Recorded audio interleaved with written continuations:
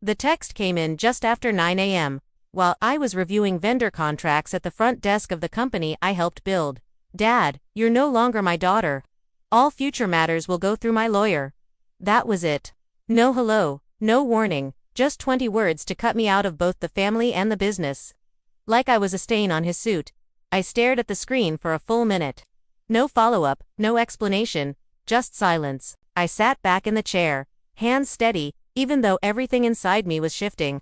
Behind me, I could hear my brother laughing in the hallway. He'd been gloating for days, acting like something was coming. I guess this was it. 3 weeks ago, I found some errors in the numbers. My father had taken out personal loans in the company's name, covering expenses that had nothing to do with business. When I confronted him, he told me to stay in my lane. When I pushed again, he told me I was too emotional to handle leadership. I didn't yell, I didn't argue, but I did start taking screenshots and copies and backups. I had helped build this company from the ground up. At 19, I was running payroll. By 26, I was managing our biggest accounts. I knew where everything lived, contracts, passwords, supplier chains, and they knew that. But somewhere along the way, they convinced themselves I wouldn't fight back. I looked back at the text. "You're no longer my daughter." And just like that, every Sunday dinner, every 14-hour workday, every favor, loan, and sacrifice, they erased it all with a single sentence. So, I replied with one, "Me, as you wish." Then I minimized the screen, opened my encrypted folder, and started going to work. Bank login, payment gateways, business registrations, vendor contracts, digital authorizations. I wasn't angry. I was methodical. I didn't scream. I documented. They thought they could cut me off like a branch. They forgot I was the root. My name is Naomi Brooks. And from wherever you're watching this video, stay with me because when my father disowned me by text, I answered like a businesswoman. And I didn't need revenge. I had receipts. Long before they erased me with a lawyer's text, I was already disappearing. One sacrifice at a time. At 19, I skipped college orientation because Dad needed someone to run the front office. Just for a few weeks, he said it turned into 5 years. While my brother Darren came and went as he pleased, pitching big ideas, and showing up late to meetings. I was the one tracking inventory, dealing with irate suppliers, fixing payroll glitches. They called it helping the family. But I was the only one who never got paid on time. I worked holidays while Darren flew to Miami for networking. I filed the tax documents. I stayed up until 3 o'clock a.m. drafting proposals my dad slapped his name on, and every time I asked for clarity on ownership, partnership, or equity, he'd say, "We're a family business.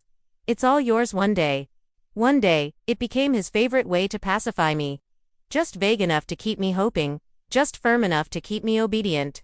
When I asked for a raise, he told me, "If you want a paycheck, go get a job like everybody else." But when Darren wanted new office furniture, approved instantly. I remember once my mom pulled me aside and said, "Your father expects more from you because he knows you're capable." It's a compliment, but compliments don't pay rent and they don't build ownership. Still, I stayed because I believed in the business because I loved what we were building until I realized it was never ours. It was his and Darren's, and I was just the scaffolding. When I brought up some financial discrepancies 2 months ago, tens of thousands misallocated unexplained withdrawals, Dad said I was being paranoid. Don't go digging where you don't belong. That's when I knew he didn't see me as a partner. He saw me as a liability with access. So, I quietly began collecting every document I'd ever touched. Every tax file, every vendor contract, every shared folder. They didn't notice because they were too used to me being the one who cleaned up, not the one who walked away. They thought I was lucky to be there. That I should be grateful for the opportunity to work 60 hours a week and still get called just the admin girl. But what they didn't understand was this. I didn't need their approval to do great work. And I didn't need their permission to protect it when the knives came out. So, when that message came through, "You're no longer my daughter," all it really did was confirm what they'd been showing me for years. I just finally decided to believe them. The signs were everywhere. I just didn't want to believe them. It started small. A shared calendar invite I was accidentally left off. A vendor meeting rescheduled without telling me. A client I'd handled for 3 years suddenly being reassigned to Darren. At first, I brushed it off. Told myself I was overthinking, But then my email access changed. Certain folders were locked. Invoices I used to sign off on began going straight to Darren, even though he didn't understand half the terms. Asked Dad about it. He laughed and said, "We're just streamlining things. Less confusion." Confusion for who? I was the one who built that system. Then came the bank account notification. The monthly business account summary, which always came to my inbox, suddenly stopped when I logged in manually. It said access revoked by account holder. That's when I knew they were phasing me out silently, systematically, like I was a bad hire they couldn't fire. So they tried to erase me piece by piece. And Darren, he couldn't stop smirking, walking around the office like he was next in line for the throne. He even changed the office nameplate outside Dad's office to Executive Founder and Son. It was subtle but loud if you knew where to look. I overheard him one day in the break room, telling a client on speaker, "Yeah, Naomi handles the paperwork, but real leadership that comes from the top." He meant himself. The guy who couldn't read a balance sheet without color coding. The guy who once approved a supplier payment twice and cost us $12,000. The same week. I found a memo draft buried in the shared drive I wasn't supposed to access. Subject, New Management Structure Q for Transition. In it, they outlined a new streamlined executive path, where I was listed under administrative consulting part-time basis. Part-time in a company I'd run when they were on vacation. Still, I didn't say anything, didn't confront, just took screenshots, saved files, noted dates, because you don't argue with people committed to misunderstanding you. You document, you prepare. And when the final blow came, the text from my father, the formal downing, it didn't break me. It confirmed what they'd been working toward all along. They wanted me out and they thought cutting off my bloodline would cut off my power. They forgot the foundation was mine. The systems were mine. The clients trusted me. So, I didn't shout, I didn't threaten, I didn't try to fix it. I just opened my laptop and got ready to flip the switch. There's a unique calm that comes the moment you stop begging to be valued and start moving like someone who remembers what they built. After my father's text, I made coffee, sat at my desk, opened my encrypted hard drive. Everything was already organized. All the documents, all the passwords, all the contracts I'd quietly pulled into my private archive over the last year. Not because I was planning revenge, but because I knew one day I might need proof that I wasn't crazy, that I wasn't exaggerating, that I had value. Even if they never said it out loud. The first thing I did was pull up the business registration. Name on file, mine and my father's. That meant I still had signing power on every major account. I contacted the bank and requested a temporary freeze on disbursements, citing suspected unauthorized restructuring completely within my rights as a named co-owner. Then I logged into the payroll system, one I had designed, one they never learned to manage themselves. I removed auto-pay permissions from every account linked to them. Cancelled scheduled transfers to Darren's fake consulting firm. I logged into Stripe, PayPal, QuickBooks, Anywhere cash flowed, and paused everything. Every recurring supplier, every outbound invoice, every internal system tied to my credentials. Then I emailed our top 5 clients. Very professional, very calm. There will be a temporary pause in operations due to internal restructuring. I am still a listed co-owner and will personally ensure the continuity of services. You will not be billed until we clarify leadership roles. All 5 replied within the hour. They were with me. Next, I called my lawyer, someone I'd worked with privately for months. We finalized a letter of dissolution, one that formally requested either a buyout or dissolution of the partnership immediately. I wanted out with damages and receipts. I wasn't walking away empty-handed, not from something I helped build. I scheduled the letter to go out at 9:00 a.m. the next day. Then I turned off my phone, ordered dinner, and watched a movie. I didn't cry. I didn't shake, because for the first time in years, I wasn't reacting. I was deciding. They thought they were locking me out, but they never realized I'd been holding the master key the entire time. Day 1 was silent.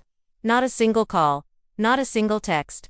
But I knew they'd seen it. My father's lawyer had received the formal notice by 9:03 a.m., proof of business freeze, demand for buyout, and a ledger of every transaction I was halting. The email subject line was simple. Action initiated per request. Naomi Brooks. By noon, the business credit card was declined at a supplier showroom. By 4:00 p.m. I heard through a former corker that 3 employees had approached HR asking why payroll hadn't cleared. Day 2, the panic started. The company's biggest vendor called me directly, confused, concerned. Naomi, they said it was a system glitch. But is it true? Did you really walk? I smiled. Not a glitch, just a long overdue correction. My inbox was full. Darren sent 3 messages.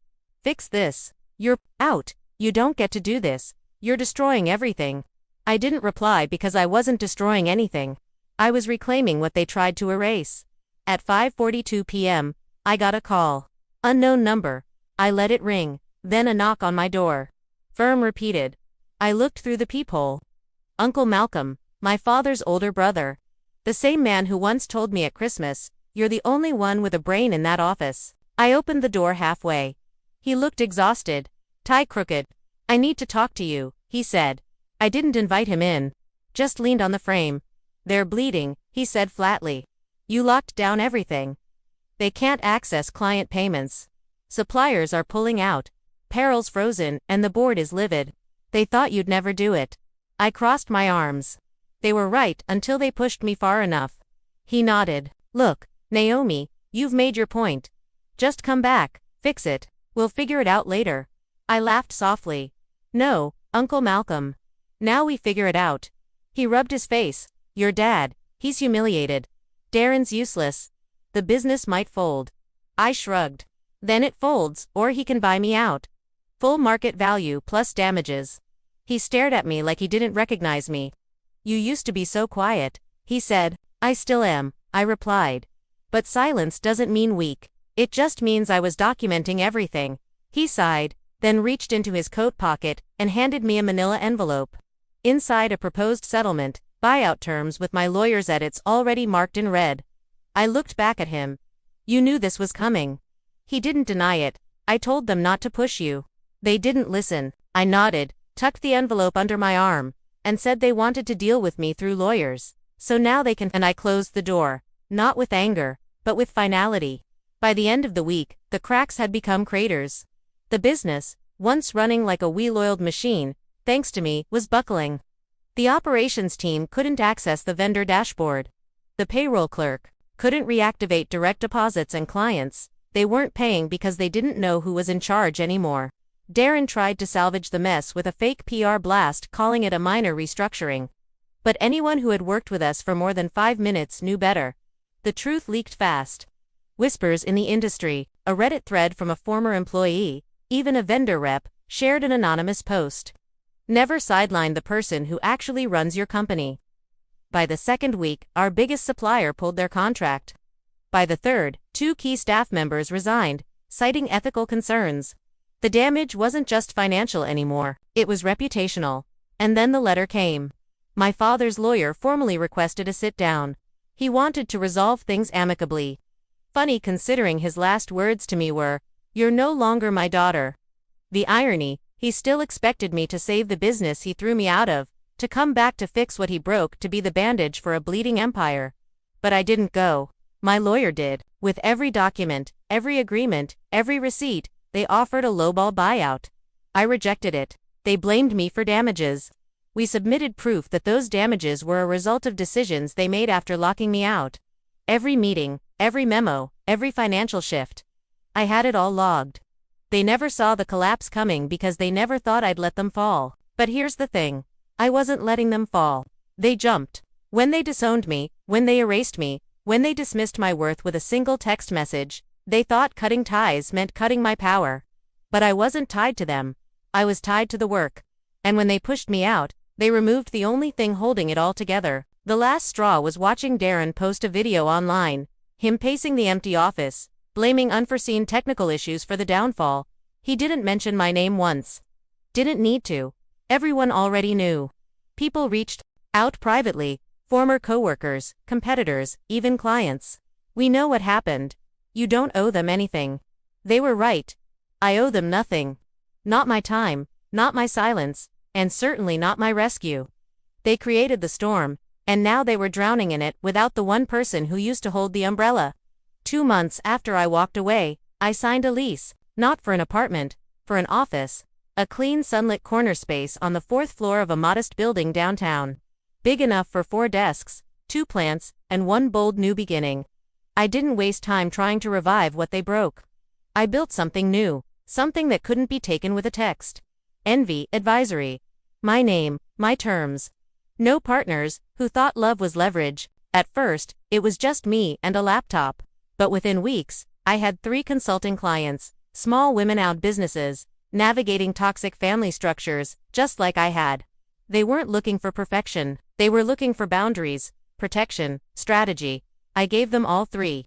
I taught them how to separate ownership from guilt, how to draft contracts before the favors start, how to keep their name on everything they build. It was the most healing work I'd ever done, because every time I showed another woman how to protect her power, I reclaimed a piece of mine. Then the media got wind. A business blog ran a feature. The daughter, who froze her father's empire and started her own. I didn't give a full interview. Didn't name names. I didn't need to. The story wasn't about revenge. It was about resilience. And when they asked what I do now, I said, I help women leave the doors that won't open and build their own buildings instead. Lucas, my former team lead from the old business, reached out. He said, I always knew you were the backbone. Let me know if you need a CFO. I smiled because I didn't just need a team. I had one built from people who respected me, who asked how I was, not what I could give. I set my own hours, wrote my own policies, paid myself first. And one Friday, I sat in that little office staring at the nameplate on the door. Naomi Brooks, founder. No one could take it from me. No one could lock me out. No one could call me emotional, dramatic, or replaceable. Because I had drawn the line and made damn sure they couldn't cross it again. It came at 2:17 a.m. A text from my father. We may have overreacted. Can we talk? 12 words. 12 small words. After everything, the man who disowned me by text, who replaced me with my brother and tried to delete me from the very thing I helped build. Now he wanted to talk. I stared at the message for a long time. Not because I was tempted to respond, but because it was surreal, watching someone realize what happens when the daughter they never valued finally believes them. I didn't respond. I forwarded the message to my lawyer. He knew exactly what to do. By 10 o'clock a.m. the next morning, his office had sent a formal reply. All future matters can continue through counsel. Ms. Brooks does not engage in informal communication regarding any business or personal affairs related to previous partners. Cold, maybe, but not colder than you're no longer my daughter.